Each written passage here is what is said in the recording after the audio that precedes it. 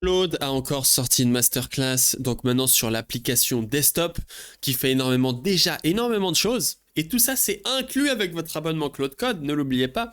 On a maintenant un menu chat qui était déjà là et un menu code directement sur l'application desktop.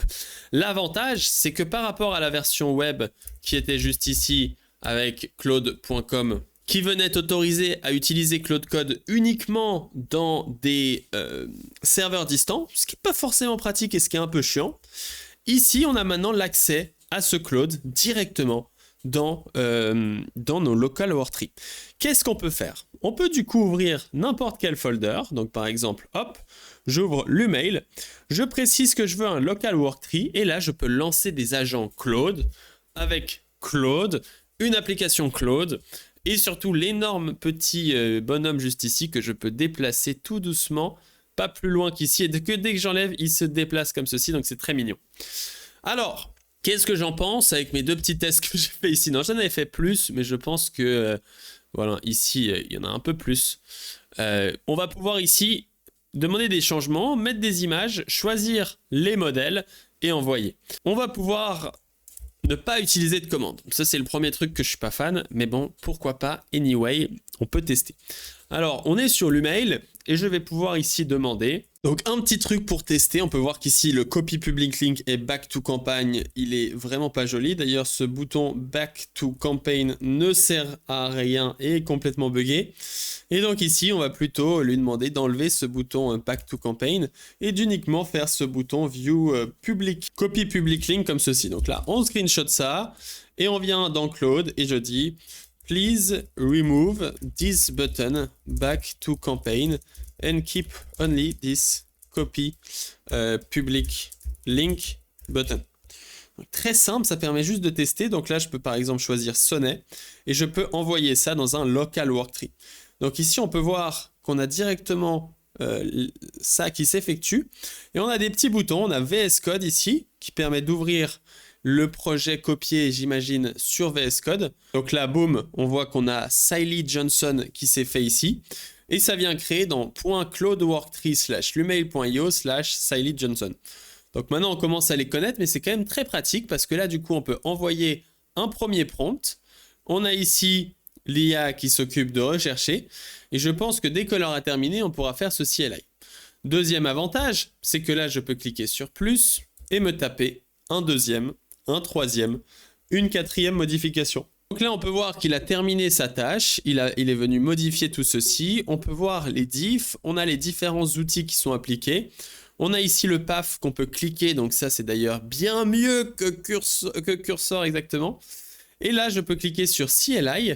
Qu'est-ce qui se passe? On a le CLI qui s'affiche directement avec la conversation dans Claude Code. Très très stylé.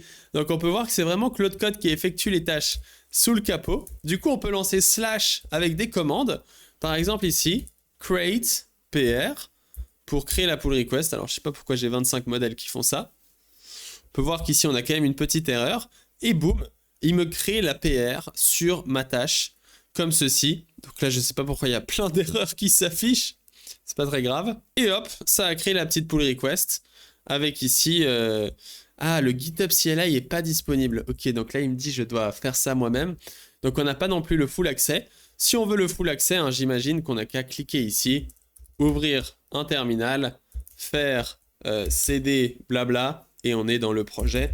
Et je pense que si je fais Claude Code Continue, on peut voir qu'on peut continuer la conversation qui a été faite ici, comme ceci. Donc maintenant, qu'est-ce qui se passe? Quand ici, je lance Create PR à nouveau, normalement ici, il va avoir accès aux différents outils. Et là, c'est marrant parce que je continue la conversation dans le CLI.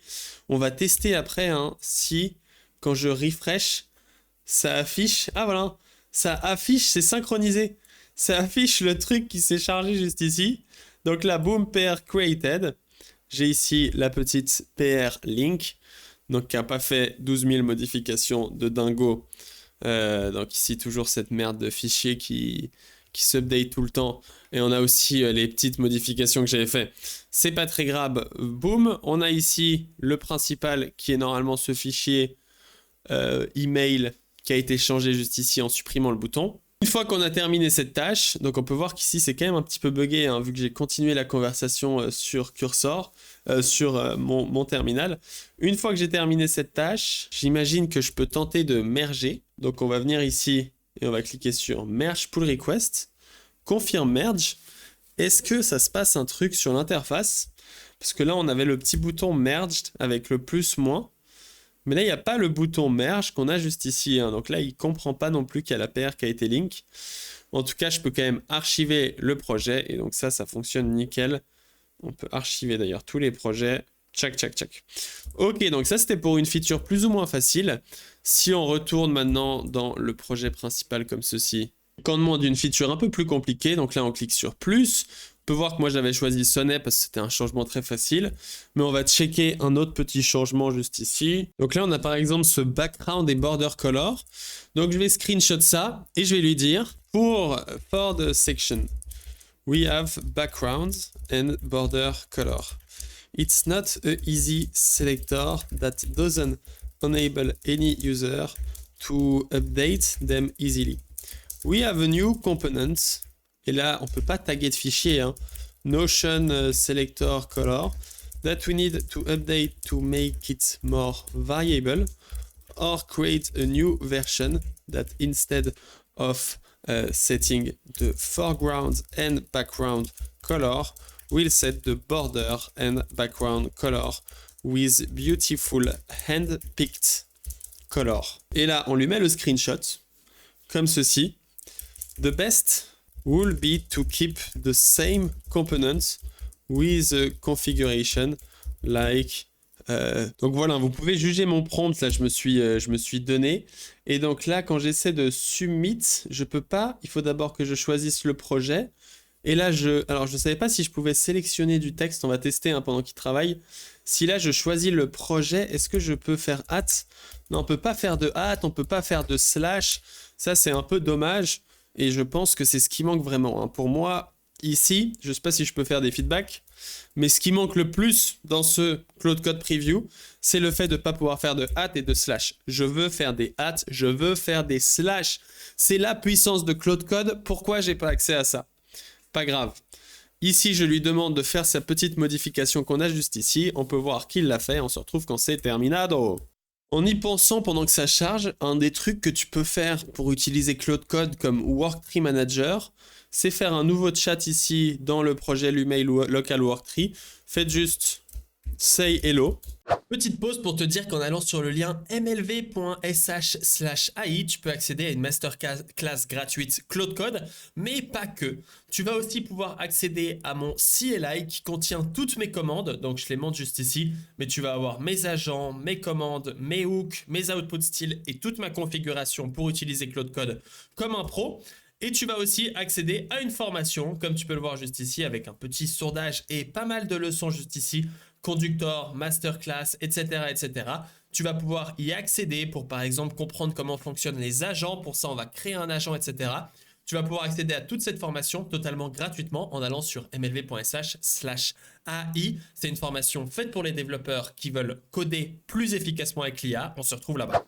Là, tu envoies Say Hello. D'ailleurs, tu peux utiliser IQ, comme ça va plus vite. Là, comme ça, il va juste faire Hello. Et toi, tu peux cliquer ici, prendre un terminal, aller dans ce terminal, et ici, lancer Claude Code, comme ceci.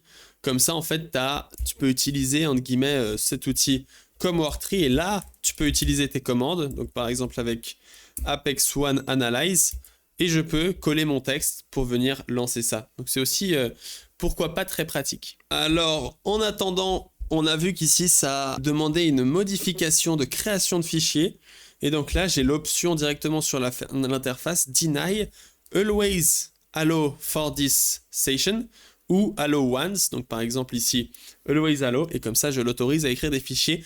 Donc il est moins libre. C'est pour ça que le CLI, ça reste plus intéressant. C'est dommage qu'ils aient pas poussé leur Claude Code Desktop plus loin pour pouvoir vraiment avoir une sorte de freedom de fou furieux qui permettrait de faire tout ce qu'on veut. Donc ici, on peut voir que ça update tout ça. On va voir à quel point il a fait un code intelligent, Michel. Je suis assez confiant sur ce qu'il a fait, mais on va voir. Alors là, on peut voir les limitations. Il a essayé de lancer PNPM, mais il n'a pas accès à PNPM. Et donc là, on est parti pour un truc assez horrible. ou you can't do this. Vu qu'ils ont une sorte d'environnement un peu protégé, virtuel, qui n'a pas tous les accès, on peut voir qu'ici, typiquement, je suis bloqué et il ne peut pas lancer TypeScript et ESLint sur mon projet. Donc je lui dis, ça ne sert à rien, tu ne peux pas faire ça. Et donc dans ce cas-là, typiquement, le mieux, c'est de continuer la conversation directement sur Claude Code juste ici pour venir lui dire create pull request, comme ça c'est terminé, hop, boom, create PR. Il n'y a pas aussi un moyen de facilement review le code, donc typiquement ce que Conductor fait un peu plus facilement, j'ai pas l'exemple, tchac. Donc là dans Conductor on a la version contrôle ici, alors Conductor c'est un peu laggy comme app, mais ça reste quand même assez efficace, et ça permet ici de venir faire tout ça. Donc là, boum, ça a créé la pull request. Donc là, on peut voir un peu ce qu'il nous a fait. Donc il a modifié que 2 fichiers. Hein. Ici, ce section bubble menu, il a acheté dual color, donc avec un mode border background. Il a modifié dual color picker, ou il a même créé dual... Mais il y a déjà un color picker. Pourquoi tu m'as créé un dual color picker? Je vais lui demander, hein. On va lui demander ici, alors là j'ai un peu merdé, vu que j'ai modifié du code. Why you create new color picker if Notion color picker already exists and be used? It's by purpose. J'ai l'impression aussi qu'on peut pas gérer le thinking. Donc c'est un peu merdique de ne pas pouvoir gérer le thinking. Juste ici, il a décidé de supprimer son fichier, de me modifier mon fichier. Pourquoi pas, mon ami, je te laisse free. Tu es free comme l'air, comme l'eau. Donc là, il a remplacé par son Notion Color Picker comme ceci. Donc c'est pas mal. Et il vient update avec la nouvelle API. Donc c'est sympa. On va voir un peu ce que ça donne. Et ça c'est cool aussi. Je pourrais chercher sur internet.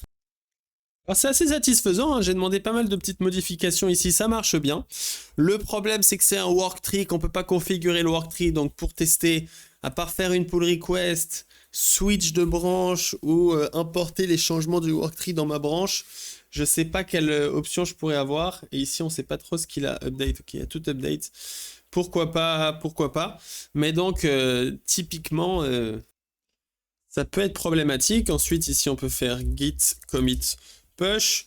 Donc voilà, c'est pas mal. J'ai l'impression qu'il n'y a pas de thinking, que le thinking est toujours désactivé, ce qui c'est un peu problématique. Sinon, la vue est sympa et les éditions sont cool. On peut voir qu'ici, on a update et on peut voir ensuite tous les changements dans la pull request.